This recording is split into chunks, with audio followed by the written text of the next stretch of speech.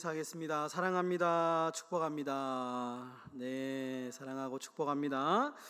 네, 감사합니다. 귀한 예배 참 잘 나오셨습니다. 우리 본문의 말씀으로 약속을 지키시는 하나님이라는 제목으로 사도행전 강의 34번째 시간을 함께 갖도록 하겠습니다.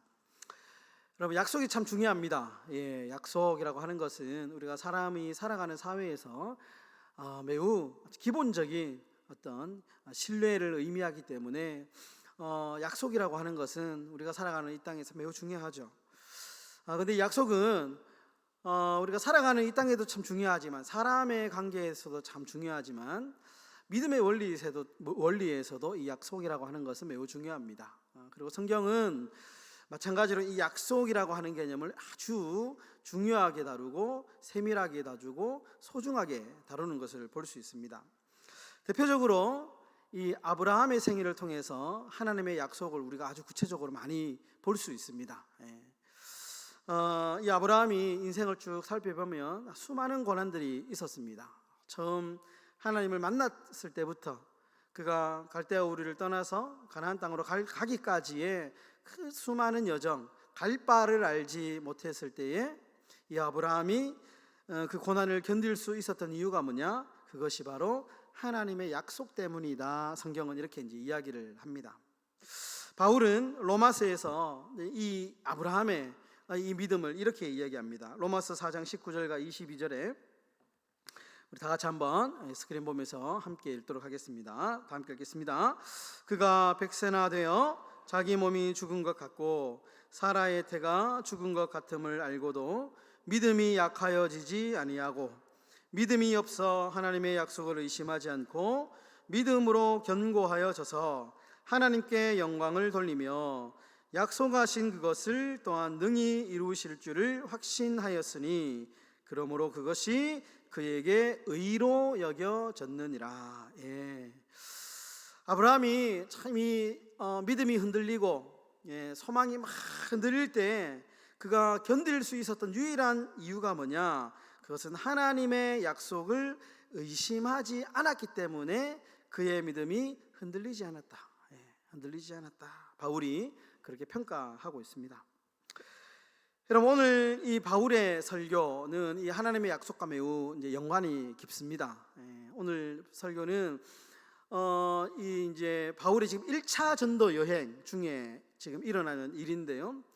비시디아 안디옥이라고 하는 곳에서 그 회당 안에 들어가서 바울이 지금 설교하는 후반부의 내용입니다. 전반부는 지난주에 살펴봤고요.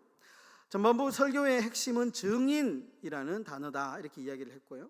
오늘 핵심적인 단어는 뭐냐? 약속이라는 단어입니다.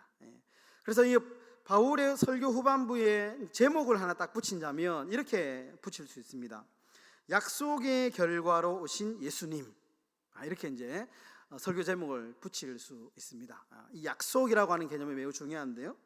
바울은 이제 우리가 살펴본 대로 13장 17절부터 바로 앞절 32절까지 이스라엘의 역사를 쫙 열거합니다.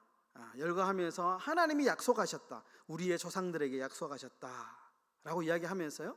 그리고 33절에서 오늘 이제 본문 33절에서 지금까지 역사적으로 일어난 수많은 사건들이 그것이 우연이 아니고 이것은 하나님의 약속을 이루는 과정이었다. 이렇게 이야기를 합니다. 그래서 우리가 구약과 신약을 나눌 때에 구약은 오실 예수님에 대한 이야기, 약속이고 신약은 이 땅에 오신 예수님의 이야기다. 우리가 보통 이제 그렇게 이야기를 하죠.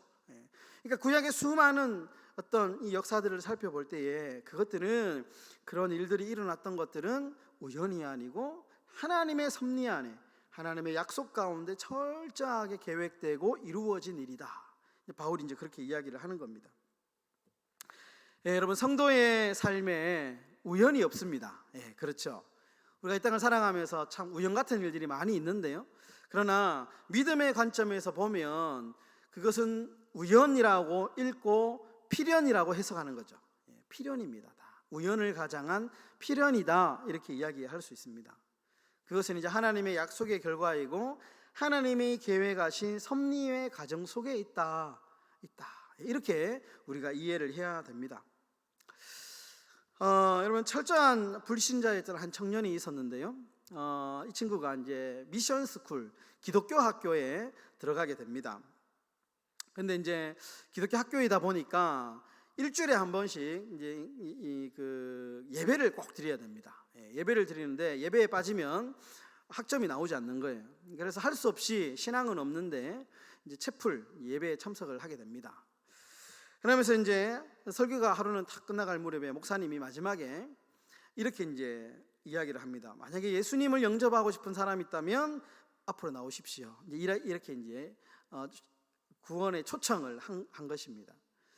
분위기가 좀 냉랭하죠. 왜냐하면 이제 믿지 않는 사람들도 있기 때문에 그런 아무도 나오는 사람이 없는 겁니다. 그때 이제 이 학생의 친구들이 이 청년의 어깨를 툭툭툭 치면서 장난을 치면서 이렇게 이야기를 합니다. 야, 지금 나가면 목사님이 장학금 줄지도 모르니까 한번 나가봐라. 이렇게 하면서 막 꼬십니다. 그러면서 막 키득키득 막 웃기 시작했습니다. 이 말에 이제 넘어간 청년이 혹시나 하는 마음에 앞으로 나갔습니다. 그리고 이제 목사님이 시키는 대로 기도를 따라하고 예수님을 영접했습니다. 그리고 이제 이 청년의 삶이 조금씩 변하기 시작했고요. 결국에는 이 청년은 예수님을 영접하게 됩니다. 영접하게 되고 그의 인생 가운데 정말 하나님 없이는 이 청년의 삶을 해석할 수 없을 정도로 아주 철저한 신앙인의 삶이 되고요. 나중에는 인도로 선교하게 되는데요. 인도의 유명한 선교사가 됩니다. 이분이 누구냐면 스탠리 존스라고 하는 분이십니다. 스탠리 존스. 아주 인도의 유명한 선교사님이십니다. 그러니까 어떻게 보면 참 이런 일이 많이 있지 않습니까? 많이 있지 않습니까? 우리가 살다 보면 우연인 것처럼 그냥 이렇게 뭔가 경험하게 되었지만 지나고 보면 이것이 우연이 아니구나 라는 것을 우리가 너무 많이 경험을 하게 되는 것이죠. 여러분, 하나님은 지금도 이 우연과도 같은 수많은 일들을 통해서 하나님의 약속, 하나님의 섭리를 이루어 가십니다. 이루어 가십니다. 여러분, 그러면 우리가 이 하나님의 약속 안에 살아가는 이 우리가 구체적으로 어떠한 삶을 살아가야 될 것인가? 오늘 본문에서 두 가지 교훈을 좀 받았으면 좋겠는데요. 첫 번째, 약속의 자녀는 전도자의 삶을 살아야 된다라는 것입니다. 여러분, 32절에 보시면 바울이 이렇게 이야기합니다. 우리도 조상들에게 주신 약속을 너희에게 전파하노니 이렇게 이야기하는데요. 여기 잘 보시면 우리도 이렇게 얘기합니다. 우리도 조상들에게 주신 약속을 너희에게 전파한다 이렇게 얘기합니다. 이 말이 무슨 말이냐면 지금 바울이 멀리 비시디아 안디옥, 수리아 안디옥이 있고 비시디아 안디옥이 있다 이렇게 말씀을 드렸지 않습니까? 비시디아 안디옥은 저 이방 내륙에 있는 아시아 땅 내륙에 있는 아주 멀리 있는 곳입니다. 그러니까 바울과 이 바나바가 자신들이 왜 이렇게 멀리까지 와서 예수를 전하고 있는지에 대한 지금 그 이유를 이야기하는 겁니다. 이야기하면서 첫 구절이 뭐냐? 우리도 조상들에게 주신 약속을 너희에게 전파한다. 그러니까 바울이 지금 믿음의 조상들이 품고 있던 하나님의 약속이 그저 그때만의 약속이 아니고 그 약속은 전혀 변하지 않았고 지금도 동일하게 그 약속의 말씀은 이어지고 있기 때문에 우리 품에 있기 때문에 우리가 이 약속의 말씀을 가슴에 품고 너희에게 말씀을 전하고 있다. 어떻게 우리가 이 약속의 말씀을 알고 우리가 품고 있는데 어떻게 복음을 전하지 않을 수 있겠는가라고 하는 반문입니다. 반문. 조상들에게 주신 약속이 나의 약속이기 때문에 우리의 약속이기 때문에 우리도 이 예수 그리스도 이 약속의 말씀 복음을 지금 전하는 것이다 라고 이야기를 하는 것이죠. 여러분, 예수님은 다시 오시겠다라는 약속을 하시고 승천하셨습니다. 그런데 다시 오시겠다라고 하는 이 약속을 말씀하시고 승천하실 때 또 한 가지의 사명을 주셨는데 뭐냐? 너희는 가서 모든 족속으로 제자를 삼으라 이렇게 말씀하셨습니다. 그러니까 약속과 동시에 사명이라고 하는 바퀴가 동시에 굴러가고 있습니다. 그러므로 이 땅에 하나님의 백성들, 이 땅을 살아가는 성도들은 동의하든지 동의하지 않든지 우리는 모두 다 전도자입니다. 전도자. 우리가 입술을 열어서 예수 믿으세요, 말하든지 말하지 않든지 이 땅에 살아가는 성도의 정체는 전도자의 삶을 살아갈 수밖에 없다라는 것입니다. 이 부분을 바울이 아주 시적으로 멋지게 표현을 하고 있는 구절이 있는데요, 고린도후서 3장 3절에 보시면 이렇게 표현합니다. 너희는 우리로 말미암아 나타난 그리스도의 편지니 이는 먹으로 쓴 것이 아니요 오직 살아계신 하나님의 영으로 쓴 것이며 또 돌판에 쓴 것이 아니요 오직 육의 마음판에 쓴 것이라. 그러니까 전도자의 삶을 살아가 사명자의 삶을 가리켜서 그리스도의 편지다. 요즘 말로 말하면 전도지다 이렇게 얘기합니다. 여러분, 우리는 그리스도의 전도지입니다. 전도지. 우리가 우리의 삶을 싫든지 좋든지 우리가 우리는 우리의 얼굴이 예수님을 드러내는 성경입니다. 성경. 전도지입니다. 전도지. 여러분, 우리의 언행이 예수님의 얼굴입니다. 우리가 말하는 언행이 세상 사람들에게 전도지 언행, 예수님의 언행입니다. 우리의 모습을 통해서 예수님을 보는 것이죠. 우리의 언행을 통해서 교회라는 것을 알게 되는 것이고요, 우리의 표정을 통해서 복음을 접하게 되는 겁니다. 그러니까 우리가 싫든지 좋든지 어떠한 상황에서 우리는 늘 전도지의 삶을 살아갈 수밖에 없다라는 겁니다.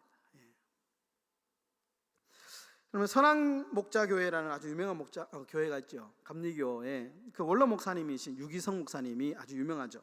유튜브에 보면 설교도 많이 나오는데요, 이 목사님이 이런 아주 유명한 말씀을 하셨더라고요.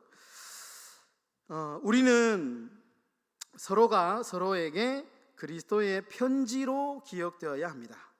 무슨 일이든지 어떤 상황에서든지 나를 통해 그 사람에게 예수님이 읽혀진다고 생각하며 말하고 행동해야 합니다. 우리 모두가 하나님 앞에서 만난다는 생각을 하며 살아야 합니다. 이렇게 본다면 우리의 삶의 태도가 달라지죠. 우리의 언행이 달라지지 않겠습니까? 우리 운전할 때 습관도 늘 이런 철저한 정말 우리는 그리스도의 편지다, 전도지다 라고 이렇게 살아간다면 뭔가 좀 달라지지 않겠습니까? 여러분, 우리가 복음을 전하지 않고는 견딜 수 없었던 이 바울의 마음, 그래서 그리스도의 편지다라고 고백했던 이 바울의 마음이 저와 여러분들의 삶이 다 되시기를 주의 이름으로 축원합니다. 두 번째로 여러분, 약속의 자녀는 믿음으로 살아야 됩니다. 첫 번째는 전도자로 살아야 되고요, 두 번째는 믿음으로 살아요. 믿음으로. 여러분, 41절 마지막 절에 보시면 이제 유대인들의 바울의 설교에 대한 이 유대인들의 반응이 나오는데요, 유대인들이 바울의 말을 믿지 않았습니다. 믿지 않습니다. 유대인들은 그저 바울이 전한 그 예수는 십자가에 달려서 죽은 저주받은 한 사람에 불과했습니다. 아주 흉악한 범죄인, 십자가 처형이 가장 처참한 사형이잖아요. 그러니까 십자가 처형을 당할 정도로 죄를 지은 중죄인 정도로 본 것이죠. 그러니까 한마디로 이 유대인들에게는 예수라는 분이 믿음의 대상이 아니고 그저 이단자였다라는 것이죠. 그들의 마음 안에는 믿음이 없었습니다. 그래서 바울이 41절에서 구약의 성경을 한 구절 인용하는데 하박국 1장 5절의 말씀을 인용하면서 믿음이 없는 백성이다 이렇게 얘기합니다. 믿음이 없는 백성이다.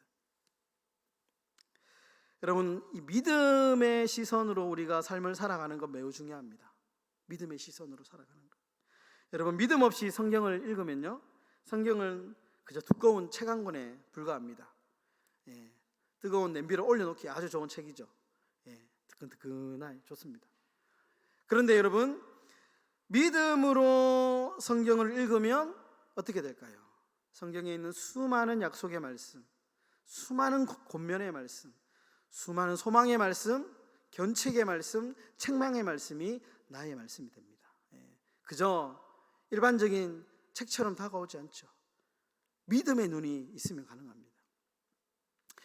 여러분, 옛날에 토마스 선교사님 있지 않습니까? 대동강변에 내려서 이제 목이 잘려서 죽은 토마스 선교사님이 죽으면서 성경책 한 권, 그때는 아주 귀했거든요.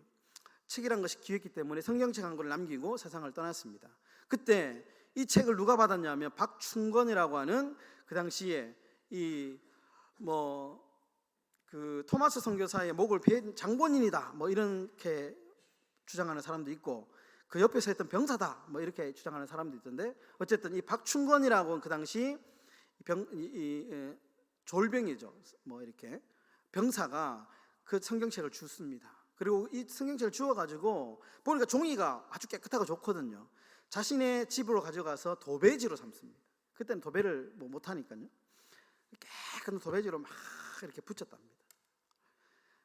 그런데 그가 나중에 회심을 하게 되는데요, 그가 이 간증하는 내용을 보면 그 성경의 벽에 붙어있던 그 성경의 말씀, 그 성경의 말씀이 어느 순간에 하나님의 말씀으로 자신의 가슴속에 탁 꽂혔다는 거예요.